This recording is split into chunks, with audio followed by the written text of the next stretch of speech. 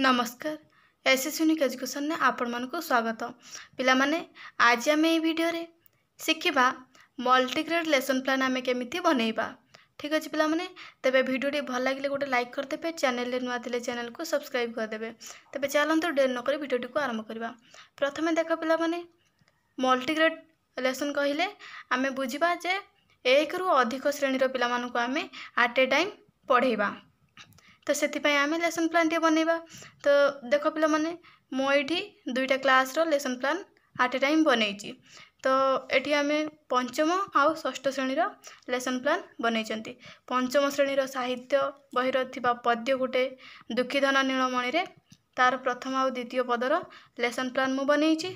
आउ षष्ठ श्रेणी विज्ञान बही आमर जल विषय लेसन प्लान मु बनई। तो एथिपाई कौन कौन सब शिक्षण सामग्री दरकार मु साइड रे लिखिदे। तेबे चलो पिला माने आगु को जीवा देखिबा। सबुठु इम्पोर्टेंट होची हमर लेसन प्लान ने साधारण उद्देश्य आउ मुख्य उद्देश्य। ठीक अछि, साधारण उद्देश्य आउ मुख्य उद्देश्य। तो ए मुख्य उद्देश्य ऊपर बेस करके आमे हमर लेसन प्लान को कंप्लीट करिबा। तो देखो पिला माने एठी मुख्य उद्देश्य कौन कौन अछि।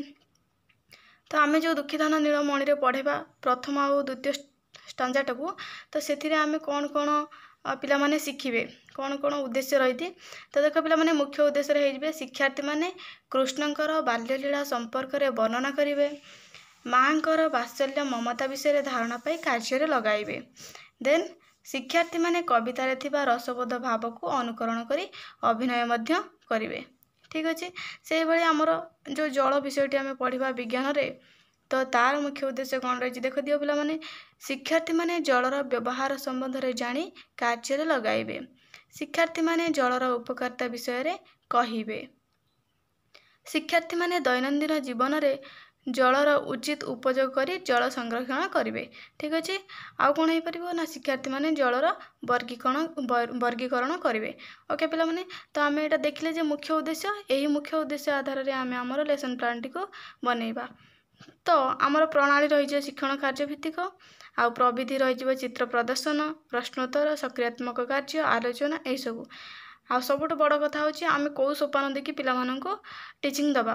तो तीनटा सोपान थाए जोटा कि आमर उपक्रम, उपस्थापन आउ मूल्यांकन। ठीक अच्छे, इंट्रोडक्शन, प्रेजेंटेशन आउ एभालुएशन। तबे चलो पिला माने आमे नेक्स्ट के देखिबा। तापर पिला माने आमे पळे आसबा प्रथम स्टेप को जोटा कि आमर उपक्रम। ठीक अच्छे, उपक्रम रे आमर सक्रियात्मक कार्य हबो।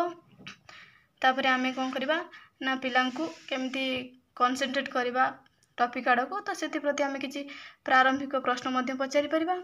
ओके, एडा होछि पंचम श्रेणी साहित्य बही पई आमर जो दुखीधन नीलमणि पई आमे एडा होछि प्रारंभिक प्रश्न। एडा होछि षष्ठ श्रेणी विज्ञान बही जो जल अछि तार प्रारंभिक प्रश्न। ओके, देन आमे प्रसंगीकरण करबा। प्रसंगीकरण आमर पंचम श्रेणी रही। देन आमर षष्ठ श्रेणी रही। ओके, तो प्रसंगीकरण पर आमे दल गठन करवा। तो पिला माननको आमे तांकर उपस्थान को लक्ष्य करिक आमे दल गठन करदबा। देन आमे जिबा नेक्स्ट सोपान जोटा कि उपस्थापन बा प्रेजेंटेशन। तो सेथिरे आमे ओडिया बही पई आमे कवि परिचय दे दबा टिके। ठीक अछि, कवितार पृष्ठभूमि दे दबा। तापरे आमे कोन करबा ना उपस्थापन रे पुणी आसीगला शिक्षण कार्य एक जोटा कि पंचम श्रेणी दुखीधन नीलमणि पई। तो शिक्षयित्रींकर आदर्श रसबोध आवृत्ति। ठीक अच्छे, आमे सेत्रे शिक्षण कार्य एक रे गोटे कार्यफट देबा। एठी सी क्वेश्चन गुडा अछि तम माने देखि नबो। देन आमे शिक्षण कार्य एक षष्ठ श्रेणी पई। ओके, तेणु शिक्षण कार्य एक पई मते गोटे कार्यफट आमे देबा। देन पुणी क्लास 5 को आसीबा शिक्षण कार्य 2 जोटा।